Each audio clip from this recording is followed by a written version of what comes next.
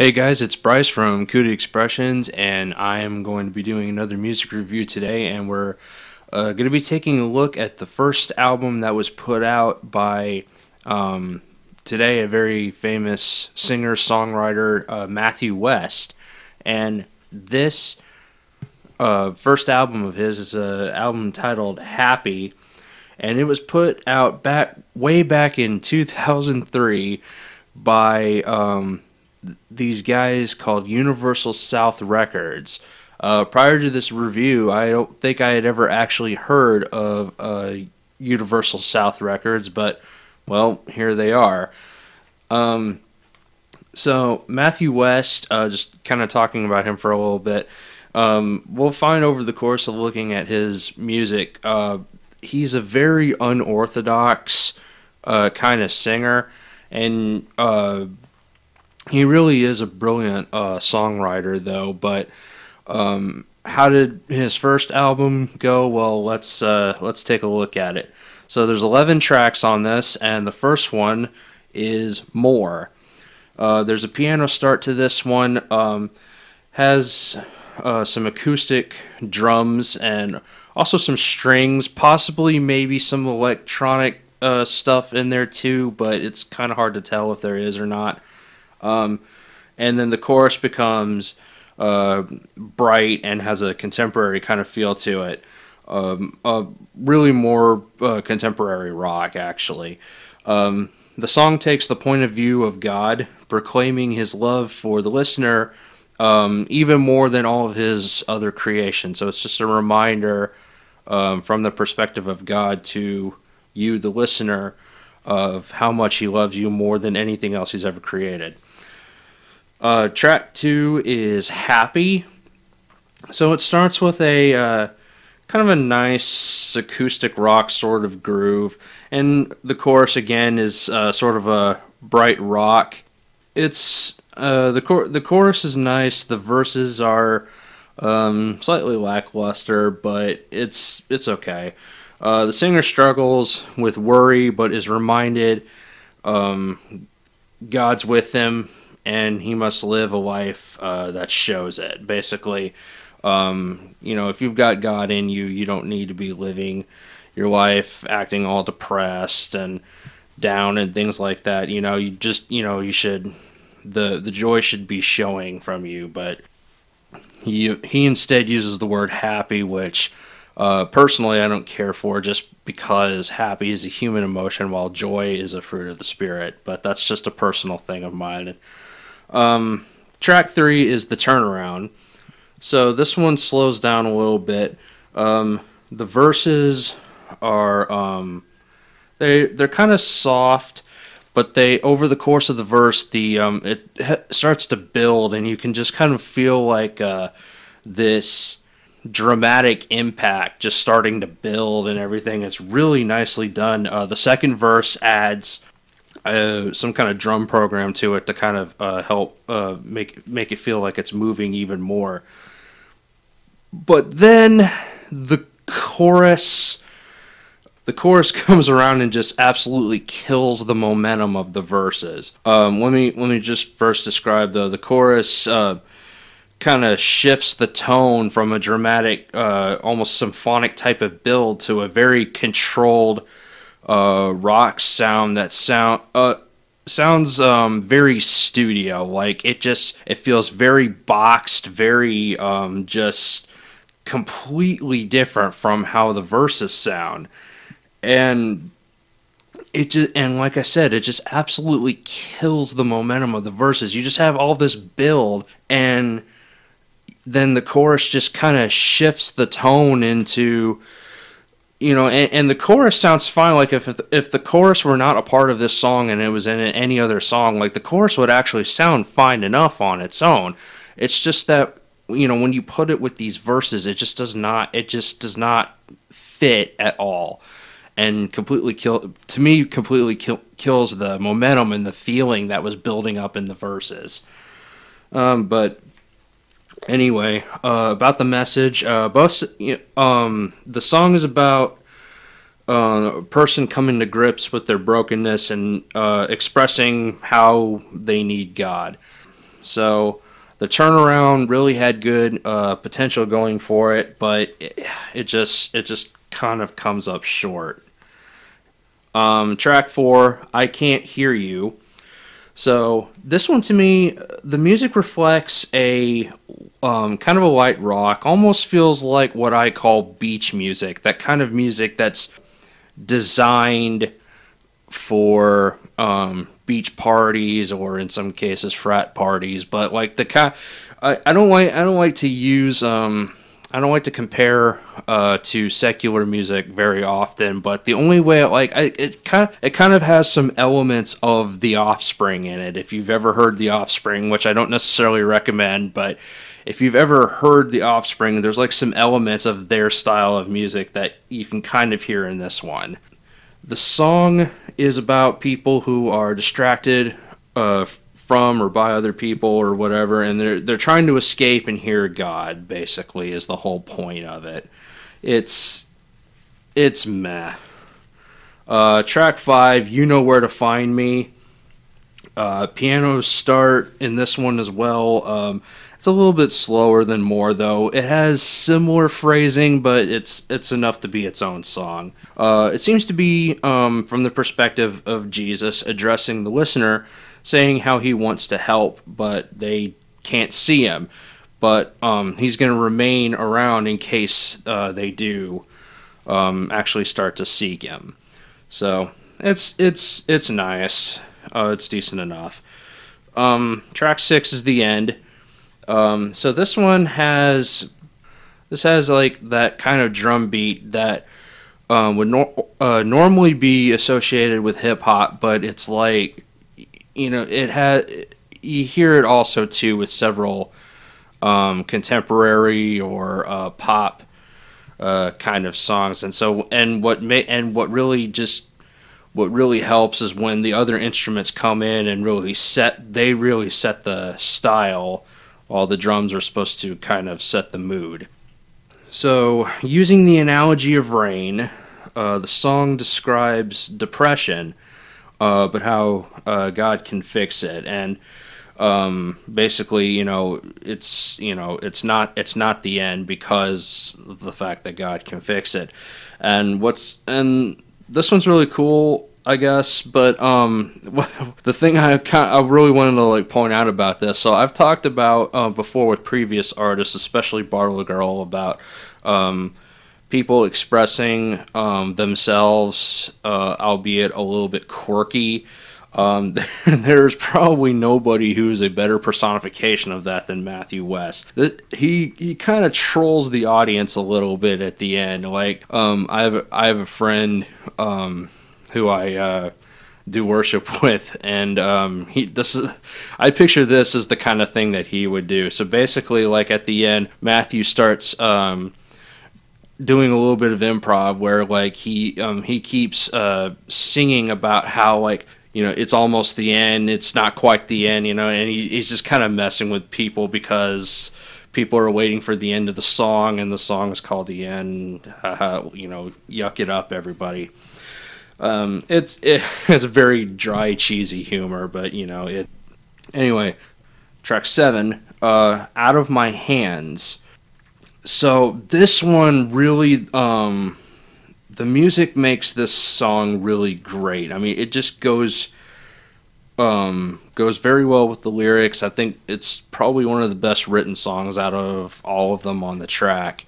Really kind of displays how good Matthew's songwriting actually can be. This one, it's in either 6/8, 12/8, whatever. It's that kind of a feel to it. And it's a song of surrender to God's will. This one, probably more than any other one on the album, I could recommend as a really good song to use for your praise and worship sessions. It just it has a very nice feel to it. It's very underrated. I think just about anybody, even diehard Matthew West fans, I'm not even sure that they would remember a song like this, which is a shame because this is easily out of this album one of the best songs, if not maybe even contending for some of his other albums. So I just this is a song that you really should check out. Maybe consider using your for your worship time or something like that. But it's just, even for the casual listener, it's a very powerful, remindful song about how, we're not in control, God is, basically. Track 8, The Lie. So this one goes to a rock style, and that's kind of set up by the guitar at the beginning. And I mean, like, this, it's not like hard gritty rock or anything like that, but this one is very much more definitively rock as opposed to a contemporary kind of song. This has got a little bit of drive to it. The song is about standing in opposition to peer pressure. And it's basically pleading the listeners not to give in to the lies of the enemy. So this is another really good one. Track 9, Every Second. It's still some rock in this one, but it's a little bit more laid back. The singer is proclaiming his love for God and how he loves to be in his presence. And there's a small little bit of acoustic stuff at the end. Overall, this is a really good song. So track 10, My Finest Hour. So there's a soft piano and guitar, and I believe this one's kind of meant to be the intimate song of the album, but really I'm not so sure that it actually does that. I think honestly, Out of My Hands I would consider more intimate, if anything. Basically, the singer has really nothing anymore, but he's holding on to the promise that one day the weak and the poor will be made great in the kingdom. So basically this guy's very down on his luck, but he's demonstrating a tremendous amount of faith and still believing that Jesus' promise about the weak being made strong and the poor being made great in the kingdom of heaven, how he's believing that will actually come to pass. It's okay. It's not one of my favorites, but overall, if that's where you're at in your life, maybe you can find some more encouragement in this song. But for me, as of this point in my life, it doesn't really do anything for me. But anyway, moving on to the final song on the album, Curtain. So this one closes out with a little bit more of an upbeat rock, which is nice because a lot of the albums I've been reviewing lately either really just don't do that. They've been ending with the slow songs, and a lot of times you want to end out with the slow songs, but every now and then, I like actually ending out on a nice little happy note, for example. Not no pun intended on that one. Kind of like with Aaron Schuss, Anything Worth Saying, when he ends out the album with One Day. It's a nice little happier kind of a song, a little praisey kind of a song to close it out. So in this one, the singer looks forward to his freedom being complete when he dies and goes to be with Jesus. That's really what this song is about. The curtain, aka his life, when the curtain closes, when he dies. This is a guy who very much longs to be free, and that freedom being complete. Now, that could the freedom about being, free from his earthly body, it's kind of a gray area. I'm not going to get into theological stuff right now because this is a music review, but there's a little bit of a gray area. I'll just leave it at that. But even still, though, overall, I don't find the song to be too much of a problem. It's okay. It's a nice little closer. It's not as good as everything else as certain songs on the album, but it's a nice closer, and I think it does its job pretty well. Another thing about this one is after a few seconds, you'll start to hear a raw recording of Matthew and one of his children. I believe it's his daughter, but I could be wrong.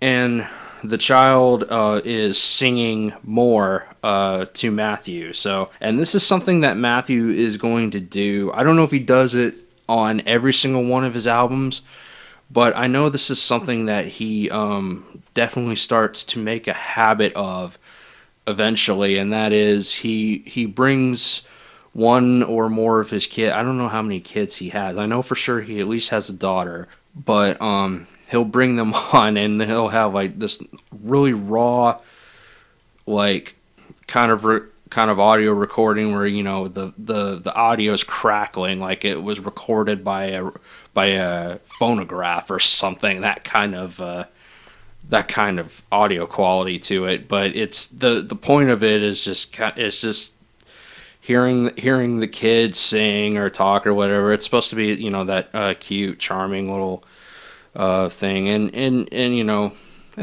if you're not hard-hearted, you probably it'll probably put a smile on your face. So that's all nice and good. And that's it. That's all the tracks for More. Or not for More, for Happy. I'm sorry, I'm stupid. So what do I think about this album? Well, for a debut album, I really believe it accomplishes its goal. Matthew stated in the songbook that comes with the album, or the lyric book rather, that comes in the jewel case.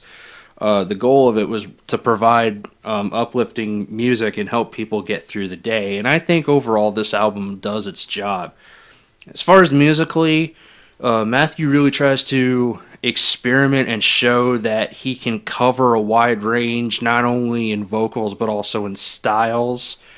And he does it within kind of a lenient sort of box, and overall he makes it work. The risks are very much hit and miss, though, but I do appreciate the effort for it, because a lot of people wouldn't want to take that kind of a risk on a debut album. So with that being the case, I'm going to give this a 3.9 out of 5. So while this is a good album, I feel some of the tracks, especially more in the first half, are they feel rather forced. I feel like Matthew is forcing them to work, maybe to meet a certain demographic, or I don't know. I mean, granted, Matthew is kind of a quirky guy, and he some of his songwriting is just, like I said in the beginning, it's just very unorthodox.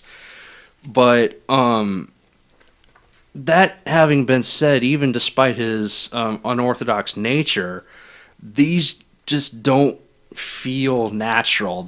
Some of them just don't feel right. I mean, I've already expressed my disgust for the shift in tone in the chorus of Turnaround, and that chorus would have been fine in maybe a completely different song, but the chorus needed to pay off on the build of the verses, on the emotion of the verses, and it just didn't do it. The beach party rock kind of style that you hear in I Can't Hear You, I think Matthew could probably have a voice for it, but that song just was not, it just didn't really live up to anything special. So yeah, that's just a couple of examples. I mean, but then again, I don't want to sound completely negative though, because when Matthew does write good song, or Matthew has written several good songs, but the songs on this album, the ones that he writes that are good, they're actually very, very good. So, and that being the case, despite all these problems though, Happy overall is a pretty good debut, and I think it's worth adding to your collection of music, especially the ones that I'm going to go ahead and recommend. So my favorites out of this album are More, Out of My Hands, and The Lie. I really liked those three songs, probably the best out of all of them. I'm also going to recommend The End and Every Second. The End and Every Second, I feel they're not quite as up to the my favorites on this album, but at the same time they definitely stand out more than the rest of the songs on the album that I didn't mention. So yeah, I would recommend you take a listen to those and do with those what you will. But my favorites, the ones that you should really check out. More is gonna of the three of them, of my three favorites, more is probably gonna be remembered more likely, I guess, in the future, because A, it was a single, and B, it's probably overall maybe the best written. I would say it's like a 1A to Out of My Hands is 1B, but more is probably going to be more likely remembered. This is like pun central right now, but because it actually made the radio, and it was a pretty big hit for a while.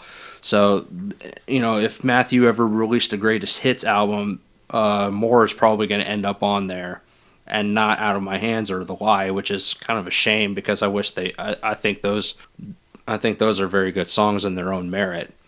But anyway, that's enough out of me.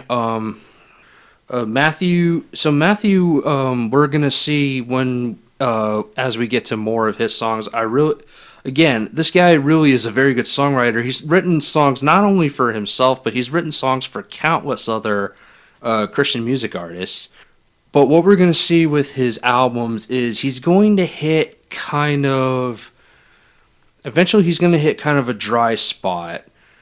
And then he's going to explode with album after album of amazing songs that are going to wow people and further heighten his popularity in the industry. But all of that in good time. So I'm gonna close this one off by saying I hope you guys enjoyed the review. Leave a comment telling me if you've listened to the album, what your thoughts are about it, and also leave comments about anything that you guys have as far as suggestions for me reviewing certain music or doing drum covers or whatever.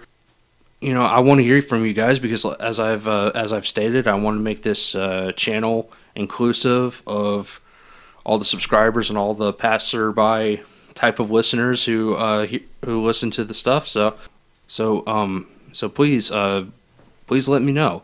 What I can say as far as what we're going to be taking a look at in the future as far as music reviews. I've kind of taken you guys around a little bit in the golden age, and we still have much of the golden age, which for those of you who haven't heard, what I described as the golden age is kind of from sort of mid 1990s to mid to late 2000s.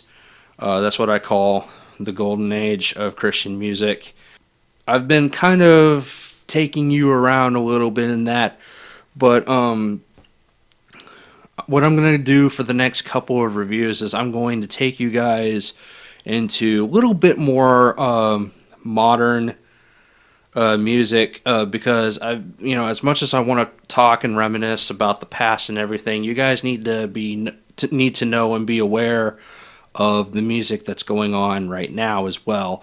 So I'm going to be taking a look for sure at my next artist is going to be Lauren Daigle and her self-titled debut album, which I've been looking forward to for a little bit because I've got some bunch to say about her.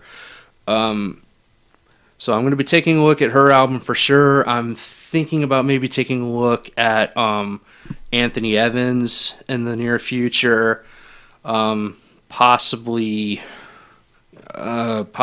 maybe a couple other people who have maybe made their debuts more recently. I'm not entirely sure.